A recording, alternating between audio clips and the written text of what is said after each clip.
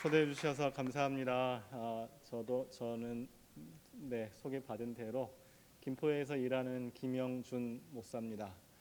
민들레와 달팽이는 민들레 교회와 달팽이 학교를 합친 말입니다.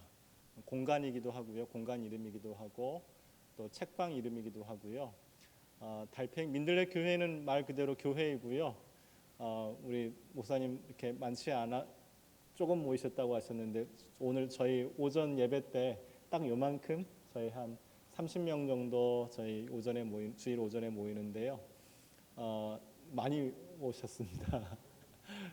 저에게는 너무 큰 방주에 여러 사람이 모인 것 같은 좋은 공간에서 또 여러분 뵙게 되어서 좋습니다. 민들레 교회는 이렇게 저희도 이만큼 어른 아이 모이는 교회이고요. 평범한 교회는 아닙니다. 평범한 교회가 아니라는 건 하지 않는 게 되게 많아요. 이상하게 생각하실 수 있는데 저희는 일요일 주일에 딱 한 번 모이는 교회예요. 새벽에 따로 모이지 않고 금요일에 따로 모이지 않고 수요일에는 저희가 공부하는 모임은 갖고 있고요. 그러니까 뭘 좀 많이 하지 않는 교회여서 이런저런 오해를 받기도 합니다. 공간에 십자가도 잘 눈에 보이지 않고 공간이 크지 않기 때문에 또 책방이어서 어디 걸려야 걸 수도 없고 그렇기도 해요. 저희 이제 교단 그 마크 정도 입구에 있지만 작아서 잘 보이지 않아서 이웃에 교회 계시는 교회 분들이 전도하러 오셔서 저희 예배 드리고 있는데 전도하러 들어오시기도 하고요. 우리도 교회라고 하면 이게 무슨 교회냐고 이렇게 되물으시기도 하고 그런 교회입니다. 또 달팽이 학교는 민들레 교회의 선교 프로젝트였습니다. 이주민들과 발달 장애인을 만나기 위한 선교 프로젝트 이름을 달팽이 학교라고 했었어요. 이주민을 만난다는 건 주로 이제 베트남에서 오신 엄마들과 함께 검정고시를 제가 한 3년여 공부했었는데요. 그때 이제 그 검정고시 자원봉사 선생님들을 지원하기 위한 프로젝트 이름으로 달팽이 학교라고 했었고, 또 발달 장애인, 지적 장애인, 자폐성 장애인들이 자조 모임을 하는데 그 자조 모임의 조력자를 지원하기 위한 프로젝트 역시 달팽이 학교 이름으로 교회가 소소하지만 일을 하다가 그 달팽이 학교를 협동조합으로 행정을 입혔습니다. 그래서 지금은 민들레 교회와 협동조합 달팽이 학교가 모이는 공간 민들레와 달팽이를 지키고 있습니다. 민들레 교회는 달팽이 학교의 종교적 버전이라고 저는 생각하고요. 또 달팽이 학교는 민들레 교회의 세속적 버전이라고 저는 생각하면서 민들레와 달팽이를 꾸리고 있습니다. 어쩌면 좀 이상한 목사일 수 있는데 덕양중앙교회 좋은 교회에서 초대해 주셔서 이야기 나눌 수 있는 기회를 주셔서 감사합니다. 오늘 우리가 읽은 그 민수기 12장은 어쩌면 좀 낯설 수도 있는 본문이에요. 우리가 통상 교회에서 예배 드릴 때 모세 이야기 많이 할 수 있는데 이 이야기는 좀 잘하지 않을 수 있는 그런 본문이죠. 모세가 재혼을 하는 것 같아요. 본래 그 모세는 미디안 제사장의 딸과 결혼을 했었잖아요. 결혼했는데 12장에 보면 모세가 구스 여자와 결혼하는 장면이 나옵니다. 구스 여자는 지금으로 치면 지금 지도에서 놓고 보면 에티오피아에 해당하는 땅인 것 같습니다. 에티오피아의 여성, 아마 흑인일 가능성이 높겠죠. 에티오피아에서 온 흑인 여성과 모세가 결혼을 하는 이야기가 민수기 12장에서 시작을 합니다. 근데 결혼할 수 있죠. 결혼할 수 있고 안 할 수도 있고 그런데 아론과 미리암이 반대합니다. 어떻게 너 그럴 수 있어? 어떻게 결혼을 하는데 구스 여자와 결혼할 수 있어? 이렇게 딴지를 거니까 하나님이 아론과 미리암에게 벌을 주는 이야기이죠. 이게 그럴 수 있겠다 싶은데 이게 무슨 말일까 잘 모르겠지만 그럴 수 있겠다 싶기도 하고 아닌 것도 같고 이야기 건너가는데 더 이상한 이야기 마지막 대목이 뭐냐면 12장 3절에서 하나님이 모세를 평가하십니다. 뭐라고 평가하시냐면 이 사람 모세는 온유함이 지면의 모든 사람보다 승하더라. 모세가 제일 온유해, 이렇게 하나님 모세를 평가해 주시는 거예요. 모세가 지금 뭘 했다고? 모세는 지금 구스 여자와 재혼을 했을 뿐인데 하나님이 모세를 평가하기를 모세가 제일 온유해, 이렇게 이야기합니다. 여기서 모세가 온유하다라는 평가를 받는 건 앞장하고도 좀 관계가 있을 수 있어요. 11장에서 예언하는 사람들이 나오거든요. 예언자들, 그리고 하나님의 영을 부어 주셔서 민수기 11장에서 모세가 세운 지도자들이 예언하는 장면이 나오는데, 예언을 너무 사람들이 잘 하니까 이제 어떤 사람은 좀 샘도 나오고 뭐 뿔도 나오고 그랬는데 모세가 그 사람들을 인정하는 장면이 앞에 나오긴 해요. 그게 왜 어때? 나보다 예언을 잘하면 어때? 뭐 이런 이야기를 모세가 11장 뒷부분에서 합니다. 그런 걸 이제 염두에 둔다면 모세가 이제 좀 넉넉하고 품이 넓은 사람, 그 모세를 민수기가 인정해 주는 것으로 우리가 추측할 수 있겠죠. 그러면 그 얘기를 좀 빨리 했으면 그냥 그런가 보다 할 텐데 11장 마지막에서 모세는 다른 사람 예언한 거 열심히 모세보다 더 잘하는 것 같아도 모세가 그 사람 인정해 주니까 괜찮네, 온유하네, 이렇게 평가해 줄 수 있을 텐데 좀 중간에 이야기 하나 더 꼈어요. 구스 여자, 에티오피아 여자와 결혼하는 장면을 중간에 삽입을 굳이 한 다음에 그 사건 이후에 하나님이 모세를 평가하시기를 이 사람 모세는 지면의 모든 사람보다 제일 온유해, 이렇게 평가하십니다. 이게 뭘까요? 이 질문을 우리가 갖고 그림을 한번 보겠습니다. 보티첼리라는 르네상스 시대에 활동했던 화가인데요. 이 그림 옛날에는 사람들이 그 글자를 잘 몰랐나 봐요. 그래서 그 교회에서 카톨릭 교회죠. 카톨릭 교회에서 사람들을 교육할 때 성경을 이해시킬 때 그림으로 성서 이야기를 전해 주었습니다.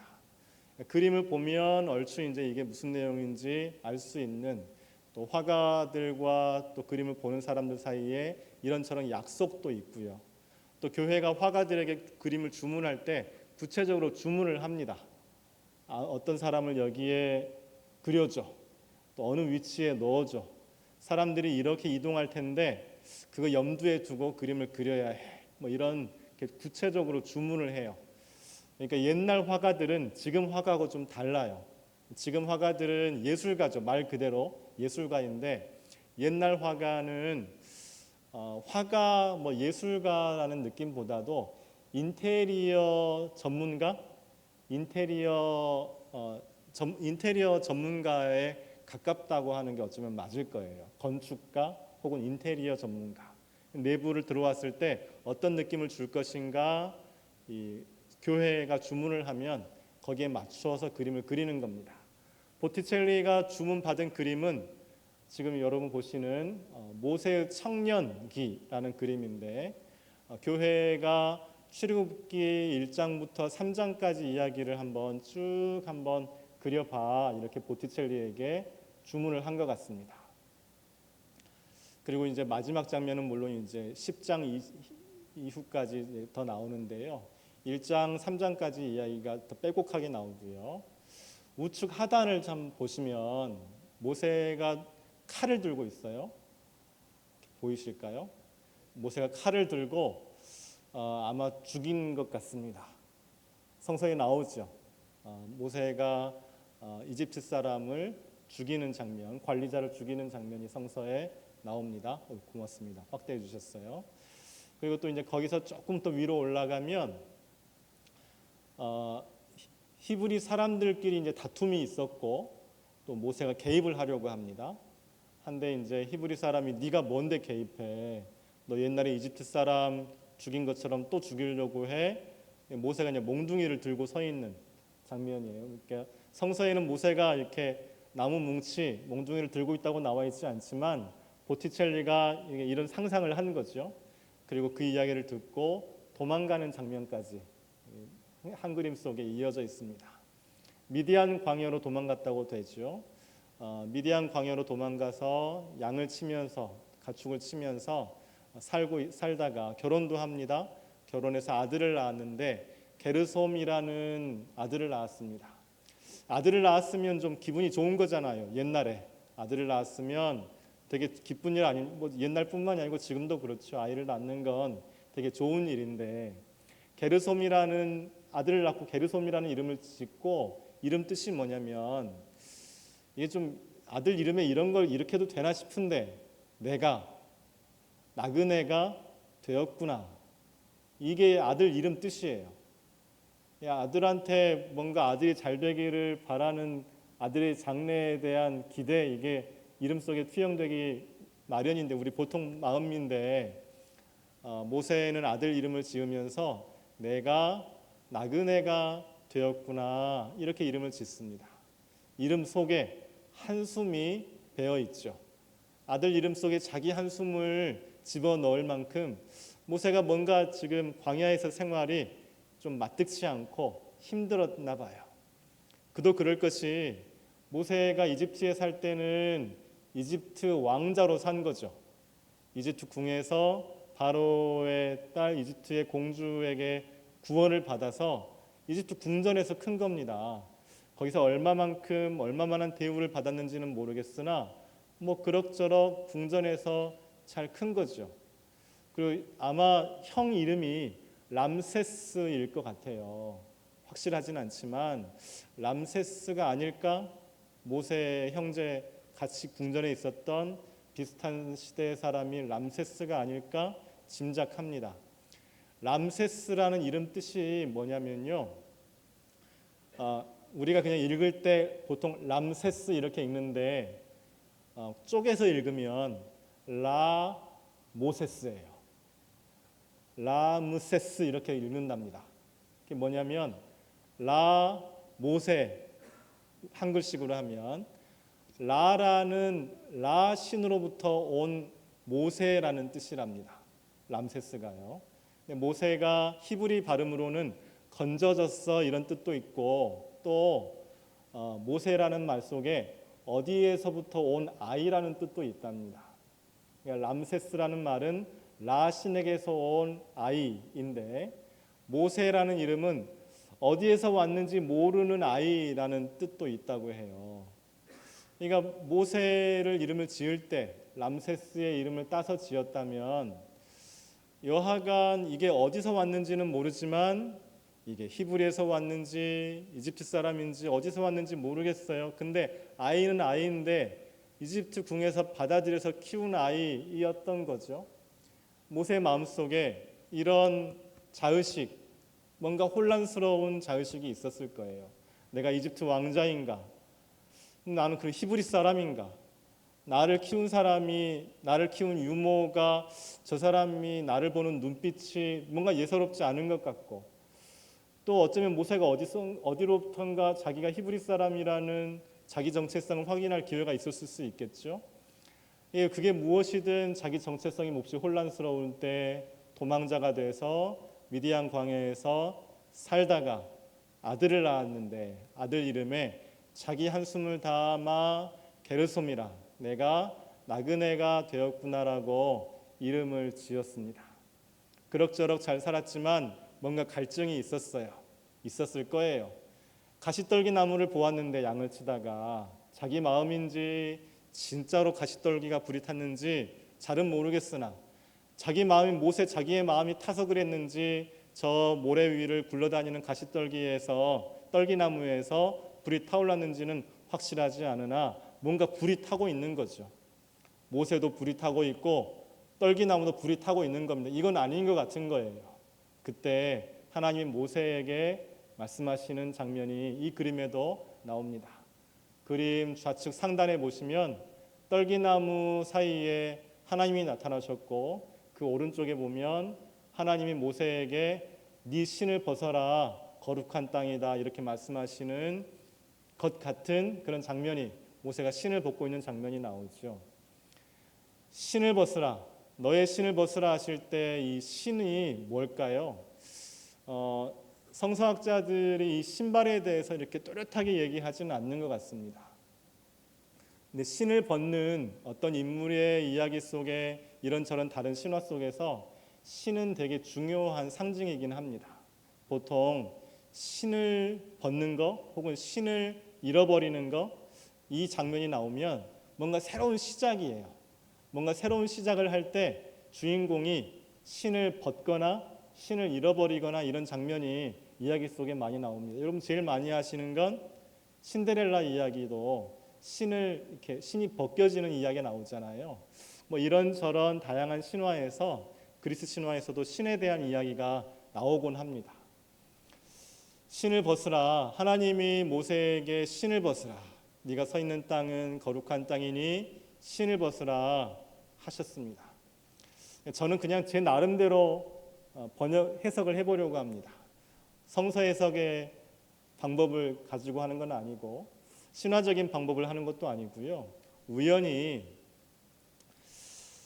제가 그 안산 이주민센터에서 일을 3년 동안 전도사로 활동을 했었는데요. 그때 이제 제가 일을 잘 못했나 봐요. 뭐 신대원 졸업하고 이제 사회생활 아무 경험 없이 학교 갓 졸업하고 이주민센터에서 일을 하는데 이주민센터 일은 좀 험합니다. 외국인 노동자들, 임금 받지 못하는, 또 다친 혹은 뭐 가정에 이런저런 일이 있는, 문제가 있는, 때로는 사업주하고도 전화해야 하고 때로는 공무원하고 다투기도 해야 하는 뭐 좀 험한 일이에요. 근데 제가 썩 잘하지 못했지 싶습니다. 대표 목사님께서 너 너무 일을 못해. 너 좀 고생 좀 해봐야 될 것 같아. 그래서 이제 너 이주 노동자들이 일하는 공장에 좀 갔다 와. 이렇게 숙제를 주셨어요. 3개월 동안 옛날로 치면 위장 취업을 한 겁니다. 제가 전도사인 거 속이고 제 이제 학력, 경력 이런 거 속이고 공장에 이제 취업을 했습니다. 이력서를 써야 하잖아요. 그것도 되게 힘들었어요. 제가 28살이었는데 중간에 뭐 한 게 없는 거예요. 이력서에 아무것도 없어요. 알바도 제대로 변변히 해본 것도 없고 제가 이렇게 몸으로 하는 거를 제대로 해본 게 없어서 뭐 내세울 게 없었는데 그래도 어찌어찌 이력서를 써서 공장에 가고 면접을 받고 일을 하게 되었는데요. 이력서라는 한자를 제가 참 찾아보게 됐어요. 심심해서 이게 잘 안 되니까 이게 시간 때우려고 어디에 앉아 있다가 이게 이자가 이력서 할 때 이자가 제가 모르는 한자에서 한번 찾아봤습니다. 찾아봤더니 여러분은 아실 텐데 이력서의 이자가 뭐냐면 신발 리자입니다. 그러니까 이력서라는 말의 원래 그냥 단어의 뜻은 신발의 역사인 거죠. 이력이라는 말이 신발의 역사, 이거를 적는 게 이력서이더라고요. 모세가 하나님이 모세에게 네 신을 벗어라 하실 때 이 말은 어쩌면 야 네가 지금까지 걸어왔던 자취, 네가 이집트 왕자로서 살았던 어쩌면 좋은 기억, 네가 이집트에서 네 정체성 때문에 고민했던 힘들었던 기억, 그리고 도망자가 되어서 살인자가 되어서 여기 미디안 광야에서 한숨 쉬고 있는 지금, 이게 다 네가 신발 신고 살아온 너의 이력인데 네 신을 이제 벗을 때가 됐어. 네 신을 벗어. 네 이력서를 이제 무시해. 네 이력서를 찢어. 그리고 이제 나랑 일하자. 이게 하나님이 모세에게 신을 벗으라 말씀하실 때 의도하신 거 아닐까? 이게 지금 제 추측입니다. 저는 그냥 이대로 모세가 하나님의 뜻을 이렇게 이해했으려니 짐작합니다. 여하간 하나님이 모세를 부르셨고, 자, 네가 이집트에서 있었던 일, 미디안에서 있었던 일, 그 경력 하나도 중요하지 않고 이제는 네가 나랑 같이 일할 거야. 그리고 히브리 사람들에게 가서 사람들을 네가 구원해 내야 되겠어. 이집트에서 노예 생활하고 있는 히브리 사람들을 네가 끄집고 가서 내가 약속한 땅으로 데리고 가야 되겠어. 거기를 갈 때 광야를 지나야 할 테고 또 거기를 갈 때 이런저런 전투를 겪어야 할 테고 또 가나안에 진입할 때도 이런저런 온갖 문제들이 있을 거야. 근데 네가 자꾸 돌아보지 말고 네 이력, 네 경력, 네 과거 생각하면 끝이 없다. 이제부터는 내가 너한테 하는 말, 내가 너한테 명령하는 거, 네가 앞으로 지낼 광야의 생활 그것만 생각해. 이게 신을 벗어라, 이력서를 찢어라 하시는 말씀 아닐까 저는 짐작합니다. 모세가 그 하나님의 말씀을 듣고 용기를 내서 다시 이집트로 가서요, 이제 도망자가 아니라 살인자가 아니라 히브리 사람들의 친구로, 히브리 사람들의 지도자로, 하나님의 동역자로 이집트에 가서 사람들을 데리고 나옵니다. 여러분 보시는 좌측 하단이 보티첼리가 그린 모세가 히브리 사람들을 데리고 나오는 장면입니다. 근데 이 그림을 찬찬히 보시면 모세는 저 지금 그냥 아시겠죠? 초록색, 노란색 옷으로 된 옷을 입고 있는 모세가 제일 앞에 있고요. 사람들 얼굴을 한번 찬찬히 한번 보시겠어요? 모세를 따라가고 있는 사람들 얼굴을 한번 찬찬히 보시면 모세 바로 뒤에 사람도 약간 누르스름한 얼굴색이고요. 그 뒤에 사람은 턱수염이 있고, 우리 그냥 익숙한 얼굴 얼른 떠올리면 아랍 사람 같기도 하고요. 또 그 뒤에 사람, 옆모습이 보이는 터번을 두르고 있는 그 뒤에 사람은 아주 새까맣죠. 흑인 같아요. 또 그 뒤에 사람은 또 아주 하얗습니다. 그러니까 여러 지금 피부색의 사람들이 모세를 따르는 히브리 사람들입니다. 보티첼리는 모세와 함께 출애굽한 히브리 공동체를 지금 우리 표현으로 하면 다인종, 다민족 공동체로 묘사했습니다. 물론 인종이라는 말이 그때는 없었어요. 인종이라는 말을 유럽에서 17세기에 처음 쓴 말입니다. 인종이라는 말은 없습니다. 본래는 없었어요. 이 당시에는. 또 민족이라는 말과 국가라는 말이 그 영어에서는 같은 단어예요. 제가 영어 잘 모르는데 여러분 네이션이라는 영어 많이 아시잖아요.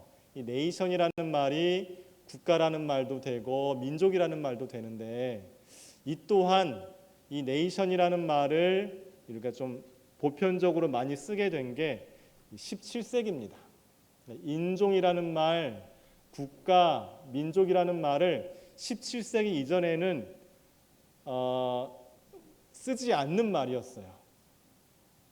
근데 이제 우리는 지금 그 말을 쓰니까 다인종, 다민족 이렇게 표현할까 합니다. 이상하죠? 이상하지 않나요? 히브리 사람들이 다인종, 다민족 사회인가? 히브리 사람들은 어떤 민족을 뜻하는 말 아닌가? 히브리 사람들은 어떤 군집을 혹은 국가 공동체 구성원을 뜻하는 말 아닌가? 이 생각이 우리에게 먼저 들죠. 히브리라는 말은 본래 핫비루에서 왔다고 학자들이 보통 이야기합니다. 핫비루라는 말의 사전적인 뜻은 경계를 넘은 사람들이에요. 어쩔 수 없이 경계를 넘은 사람들, 먹고 살기 위해 경계를 넘은 사람들. 우리가 잘 아는 핫비루 경계를 넘은 사람들이 누구냐면 요셉이었죠. 요셉이 형들한테 팔려가지고 어쩔 수 없이 경계를 넘어서 이집트에서 살게 됐죠.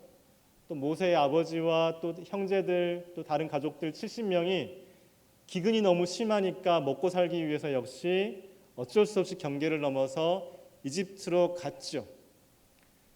근데 찬찬히 생각해 보면 모세와 모세의 아버지 야곱의 가족만 기근을 만난 건 아닐 거잖아요. 이집트 주변에 이런저런 작은 부족들, 사람들 역시 요셉 당시에 17년 동안 기근을 경험했을 가능성이 높죠. 그래서 그 주변의 다른 사람들도 어쩔 수 없이 먹고 살기 위해 나일강이 흐르는 이집트로 경계를 넘어간 사람들이 있었을 거예요. 경계를 넘어가서 이집트에서 노예처럼 사는 사람들을 핫비루라고 불렀어요. 그 핫비루가 히브리가 되었다는 게 학자들의 대체적인 의견입니다. 그래서 이 핫비루, 히브리를 어떤 이화여대 박경미 교수님은 뭐라고 번역하냐면 잡놈들 이렇게 번역해요.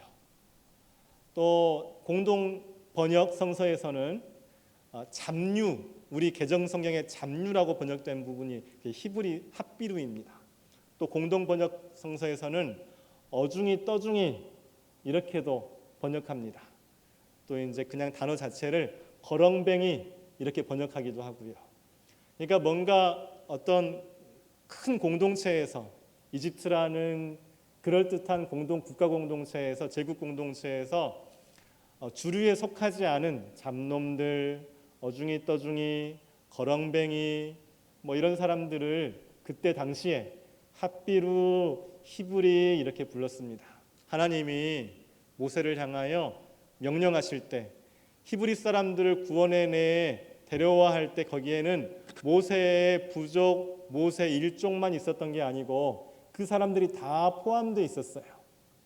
그래서 모세가 이집트에서 홍해를 건너 올 때 모세와 함께 이루었던 공동체는 흑인도 있고 아랍 사람인 듯 보이는 사람도 있고 황색 피부도 있고 백인도 있는, 우리로 치면 지금 우리 표현으로 하면 다인종, 다민족 공동체였을 가능성이 높습니다. 보티첼리는 이렇게 생각한 것 같아요.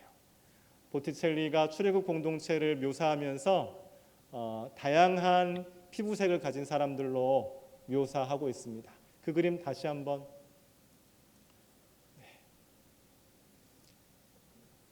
보티첼리 그림을 보여주시면 좋습니다. 제 얼굴 안 보여도 괜찮습니다. 네. 네. 이렇게 지금 묘사하고 있어요. 다음 보여주시겠어요? 다시 한번 민수기 12장 1절 3절을 함께 읽겠습니다. 시작.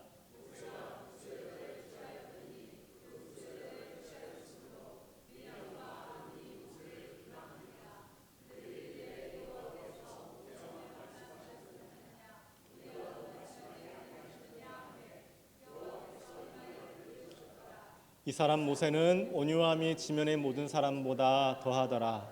온유하다는 건 그냥 사람의 캐릭터, 그냥 성격, 말투, 젠틀함 이런 거라기보다 온유함은 나와 다른 사람을 내가 품는 거예요. 나와 인종이 다른, 나와 민족이 다른, 혹은 나와 언어가 다른, 나와 성이 다른, 나와 지역이 다른, 고향이 다른, 경제적인 수준이 다른, 뭔가 나와 다른 사람, 나에게 타인인 사람, 나랑 별로 비슷한 게 없는 사람, 그 사람을 내가 품을 수 있는 태도, 이게 온유함입니다. 그래서 성경은 모세가 그냥 에티오피아 여성이랑 결혼했을 뿐인데 그 행위를 평가하기를 이 사람 모세는, 또 이 사람 모세와 이룬 공동체를 보건대 이 사람 모세는 온유함이 지면의 모든 사람보다 더하더라. 제일 온유했어 라고 성서는 모세를 평가합니다. 저도 우리 덕양중앙교회 식구들도 좀 더 온유해지면 어떨까요? 더 온유해지면 좋겠습니다. 여러분 찬찬히 생각해 보시면 진짜 나와 다른 존재가 뭔가요? 정말 내가 도저히 가까이 할 수 없는 존재가 뭔가요? 진짜 타자. 이걸 철학에서는 거창하게 전적 타자 이렇게 표현해요. 절대 나와 하나가 될 수 없는 전적인 타자. 이 전적인 타자가 사실 누구냐면 하나님이에요. 인간에게 하나님만큼 완전한 타자는 없어요. 제가 잘 이해 못해서 다 이해 못하는 책이긴 한데 칼바르트라는 신학자가 이런 명제를 씁니다. 하나님은 하나님이고 사람은 사람이다. 뭐 그냥 그 말이 그 말인 것 같은데 당연히 그렇지 뭐 그럴 수 있는데 그 말의 의도는 뭐냐면 하나님과 사람 사이에 어떤 접점이 없다는 거예요. 하나님은 사람은 어떻게든 하나가 될 수 없는 존재라는 거예요. 사람은 도저히 하나님을 이해할 수 없는 존재라는 거예요. 하나님이 일방적으로 사람에게 오시지 않으면 하나님은 완전한 초월자이기 때문에 아주 내재자인 사람이 하나님을 이해할 수 있는 방법은 사실상 없다. 하나님만이 하실 수가 있어. 사람은 그리고 하나님을 안다라고 할 수가 없어. 이게 칼바르트라는 사람이 하는 이야기예요. 전적인 타자, 진짜 타자가 하나님이라면 하나님이 우리를 품으셨죠. 하나님의 성품이 온유하시죠. 그 하나님의 성품 온유함을 닮은 이가 모세였어 라고 하나님이 민수기를 통해 인정해 주십니다. 다음 보겠습니다. 넘어가겠습니다. 네. 방금 보신 왜 이 기도하는 손 많이 보셨죠? 여러분 기독교 출판사에 가시면 좀 많이 있지 않나요? 듀러라는 사람이 그린 습작입니다. 사실은 저 그림은 작품이라기보다도 듀러가 이제 다른 판넬 성화를 그리기 위해서 연습한 거예요. 노트에 연습한 그림인데 그게 지금은 더 듀러의 다른 그림들보다 대중적으로는 많이 유명합니다. 이 그림을 그린 듀러가 동방박사의 경배라는 그림을 그렸는데요. 이 그림 이제 우리 짐작할 수 있죠. 저기 마리아가 있고 마리아가 예수를 안고 있는데 동방박사 3명이 있네요. 다음 그림 보여주시죠. 그 동방박사 중에 한 명을 듀러는 흑인으로 묘사하고 있어요. 동방박사라는 말이 어딘가에서 밖에서 온 사람들인 거죠. 경계 밖에서 온 겁니다. 유대 지경 밖에서 누군가가 아마 별을 잘 이해하는 사람들이 왔는데 그 중에 한 명은 흑인이지 않았을까? 이게 듀러라는 화가의 상상입니다. 다음 보겠습니다. 제가 베트남에서 오신 엄마 그리고 베트남에서 오신 엄마가 아이 셋을 키우고 있는 가정과 3년여 교류했었는데요. 단칸방, 아주 단칸방 원룸이긴 한데 아주 작은 원룸 한 5평 정도 되는 원룸에서 엄마가 아이 셋을 키우고 살고 계셨어요. 뭐 이런저런 도움을 주고 받으면서 지내고 있었는데 아이가 기회를 봐서 초등학교 1학년일 때 제주도에 갈 수 있는 기회를 얻었어요. 근데 아이는 베트남 엄마인데 국적이 없었어요. 한국에서 태어났지만 아빠가 확인이 안 됐거든요. 그래서 국적을 받지 못했어요. 모든 사람이 대한민국에 사는 대부분의 사람이 이 등록번호라는 걸 갖고 있죠. 여러분 주민등록번호가 있으시잖아요.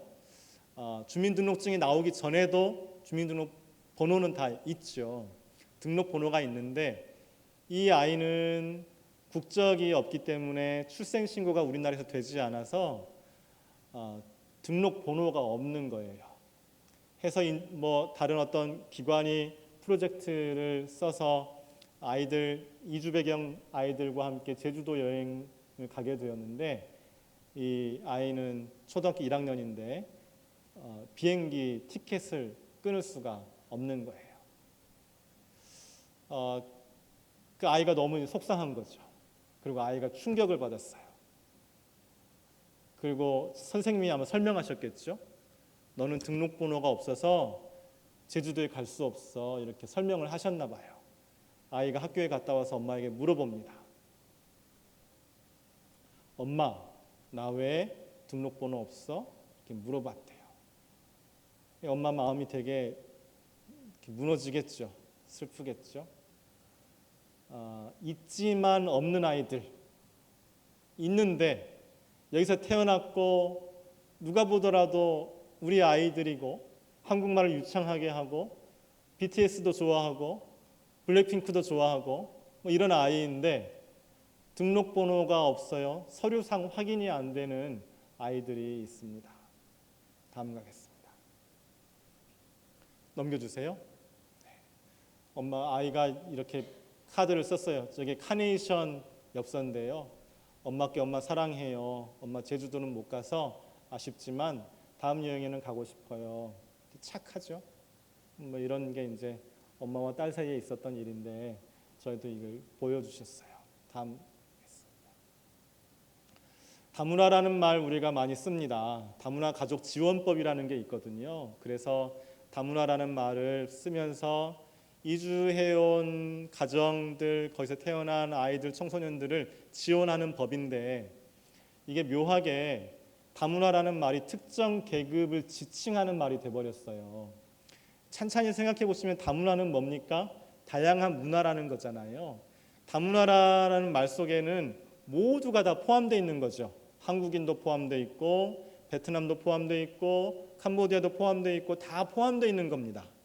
다 포함돼서 다문화예요. 다 포함돼서 이제 한국 사회도 다문화 사회예요. 한국에 이주민들이 지금 250만 명이 넘어갑니다. 그러면 보통 이 국제사회에서 인구의 4%가 넘어가면 다문화 사회라고 보통 부릅니다. 우리나라도 이미 넘어갔어요. 인구 구성상. 한국 사회 전체가 이제 다문화 사회입니다. 모두가 다. 저도 다문화 사회에 속해 있고 여러분도 다문화 사회에 속해 있는데 특정한 사람들, 국경을 넘어서 우리한테 이 땅에 온 사람들만, 이주 배경 청소년들만 지칭해서 마치 이름처럼 부르기를 다문화라고 불러요. 이거는 멸칭이 되죠. 다문화라는 말은 굉장히 좋은 뜻인데 멸칭이 돼버렸어요. 그래서 선량한 차별주의자 이 책 속에 이주민들이, 이주 여성들이 이런 얘기를 합니다. 다문화라는 말이 가장 싫어요. 이 얘기 정말 많이 합니다. 우리가 누군가를 품을 거야, 우리가 온유할 거야 라고 생각하고 법도 만들고 뭔가 제도를 시행하다가 오히려 누군가를 배제하는, 누군가를 멸칭으로 부르는, 누군가를 혐오하는 단어가 돼버린 게 지금 다문화가 되어버렸어요. 다음 넘어가겠습니다. 아브라함 이야기는 넘어가고요. 역시 넘어가겠습니다. 베트남 여성들과 검정고시 공부를 한 3년여 한 적이 있었는데요. 수학 공부하고 있죠. 6명 우리 베트남, 캄보디아에서 오신 엄마들이 저희 공간에 찾아오셨어요. 목사님, 검정고시 공부할 수 있게 해주세요. 왜요? 그랬더니 아이들이 지금 초등학교에 가서 학교에서 서류를 받아왔는데 목사님 제가 무슨 말인지 못 읽겠어요. 읽긴 읽지만 이 문서, 공식 문서에 나오는 사실 별것도 아니에요. 학교 준비물 이거 해주세요 이런 건데 이게 약간 우리가 보통 일상에서 쓰는 말로 안 나오니까 이거 못 알아듣겠다는 거예요. 목사님, 내가 한국에서 사람들이 문서로 쓰는 말을 이해하고 싶어요. 그러려면 그냥 한국어 교육 이런 거 말고 검정고시를 보는 게 좋을 것 같아요. 그래서 6명이 찾아오셔서 3년 동안 공부했습니다. 토요일마다 4시간씩 정말 열심히 공부하셨어요. 한 분은 지금 6명 중에 한 분은 고려대학교 사이버대학교 졸업하셨어요. 심리학 전공을 하셔서 이주민센터에서 지금 활동을 하고 계십니다. 다음 가겠습니다. 베트남 여성들이랑 이제 같이 공부하면서 이제 간식을 많이 싸우시니까 과일도 싸우시고 뭐 이런저런 음식 싸우셔서 같이 먹으면서 공부하는데 제가 좀 특이한 모습을 봤어요. 사과를 깎는데 여러분 사과 깎을 때 우리 어떻게 깎나요? 한국 사람들은 칼날을 안쪽으로 이렇게 당겨서 깎지 않나요? 잘 안 깎으십니까? 이렇게 안쪽으로 깎습니다. 이렇게 깎으실 때요. 근데 베트남 우리 엄마들은 칼날을 바깥으로 씁니다. 밀어서 깎습니다. 되게 근데 천천히 생각해 보니까 그게 합리적인 것 같아요. 제 생각에 안전하잖아요. 칼날이 내 몸을 향하지 않으니까. 근데 이제 시아버지가 되게 이걸 보고 되게 혼내신대요. 재수 없다고. 그 얘기를 하면서 우세요. 그냥 아무것도 아닌 에피소드인데 내가 칼을 깎는 거 가지고 이게 나는 그냥 어렸을 때부터 그냥 늘 칼을 이렇게 바깥쪽으로 깎아왔는데 그리고 나는 그게 합리적이라고 생각할 수 있을 것 같은데 시아버지는 이걸 보고 재수없다고 하는 거예요. 이게 한두 가지가 아니겠죠? 그냥 이유 없이 재수없다고 이야기하는 거, 이유 없이 니네 이상해라고 이야기하는 거 되게 많을 거예요. 아마 되게 많으니까 과일 깎는 이야기하면서 우셨겠죠. 다음 보겠습니다. 검정고시 공부하는데 분해라는 낱말이 나왔어요. 과학 시간에 제가 이제 캄보디아 청년과 공부하는데 잘 못 알아듣는 거예요. 분해라는 말 좀 어렵잖아요. 한자 말이고 제가 모나미 볼펜을 저렇게 이제 다 분해했습니다. 분해하고 설명을 했어요. 근데 처음에 이제 이걸 설명하기 전에 분해를 한참 설명했더니 친구가 하는 얘기가 목사님 그런 분해가 이사예요 이렇게 물어보더라고요. 여태 설명했더니 무슨 분해를 이사라고 이야기하나. 토요일 저녁에 저도 주일 예배도 준비해야 되고 4시간 동안 공부하면 지치거든요. 짜증도 약간 난 상태에서 왜 너 말을 못 알아들어 그렇게 얘기하면 다시 이렇게 볼펜을 분해해서 설명을 했더니 또 하는 얘기가 뭐냐면 목사님 분해 이사 맞아요 이렇게 얘기하는 거예요. 몹시 화가 났지만 제가 온유하잖아요. 그래서 한 번 더 왜 그렇게 생각해? 했더니 친구가 하는 얘기가 목사님 캄보디아에서 이사 갈 때 다 분해해서 가요. 문도 가져가요. 변기도 가져가요. 전등도 가져가요. 가져갈 수 있는 거 다 가져가요. 장판도 가져가요. 그래서 이사와 분해는 같은 뜻이에요. 이렇게 이야기해 주는 거예요. 우리가 만나지 않으면, 대화하지 않으면 그 사람을 이해할 수 없겠죠. 온유한 건 뭐냐면 그냥 내 캐릭터 이런 게 아니고 만나는 거예요. 만나서 대화해보고 그 사람의 말을 수긍해보고. 근데 그러다가 내가 성질 날 때도 있겠죠. 뭐 성질 나면 또 성질도 내고 또 화해도 하고 사과도 하고 뭐 그런 거. 이런 과정들이 온유함이 역사하는 시공간일 거예요. 다음 보겠습니다. 선한 사마리아인 이 그림을 렘브란트가 그린 선한 사마리아인인데요. 사마리아는 어떤 사람입니까? 정통 유대인이 아니죠.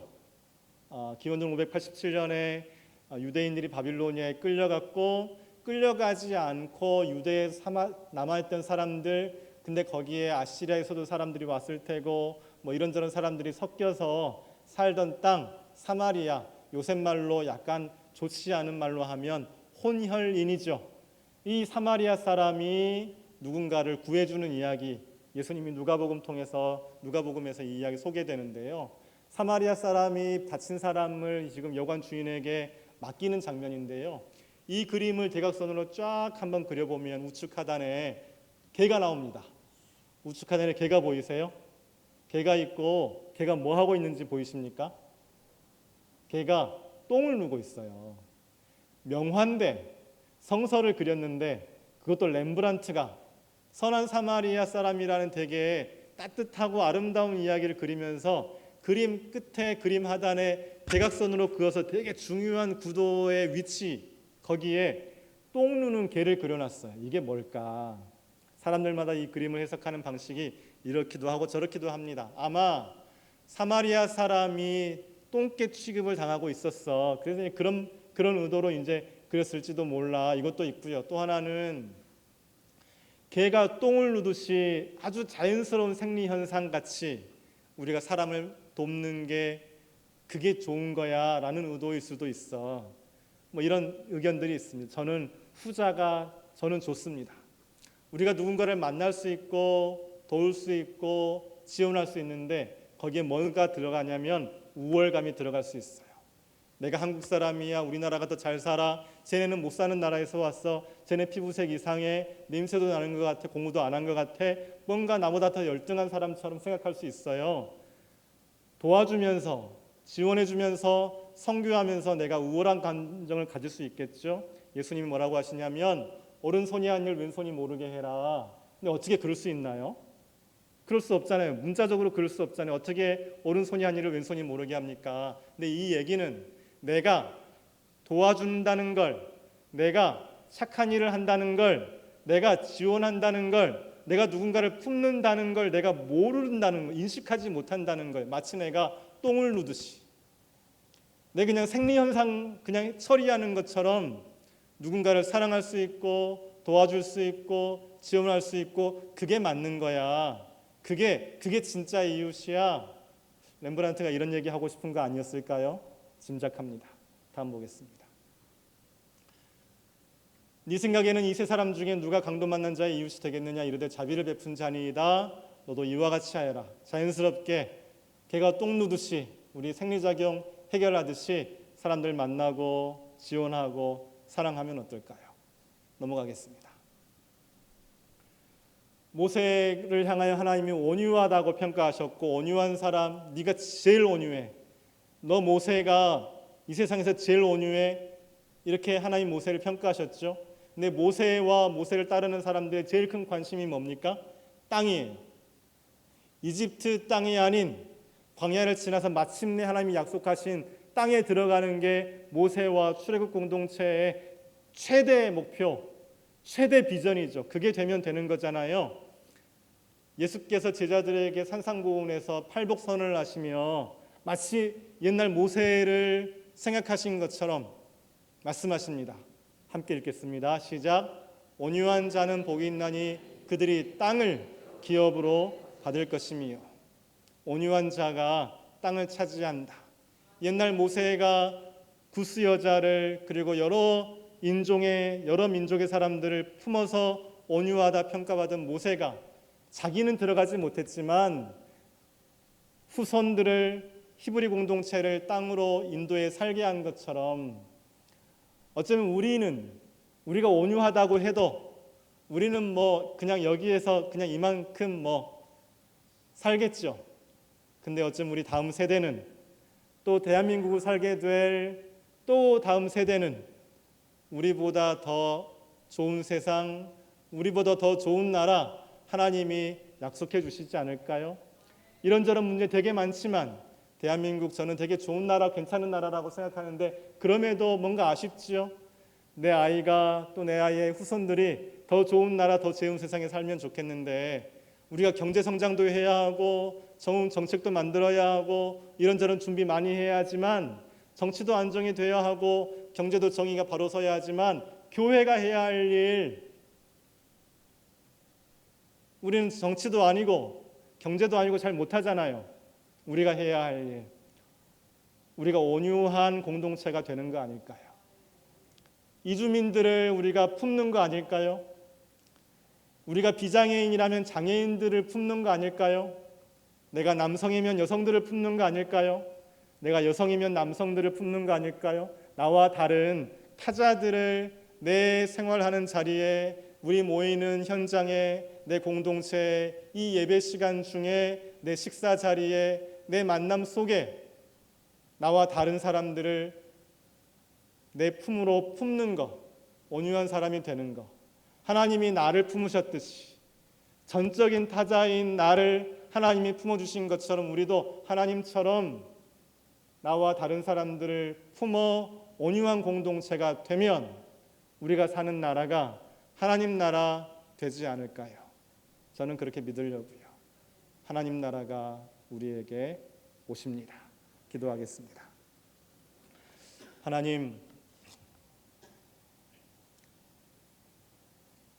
우리가 이 땅에 살게 되어 감사합니다.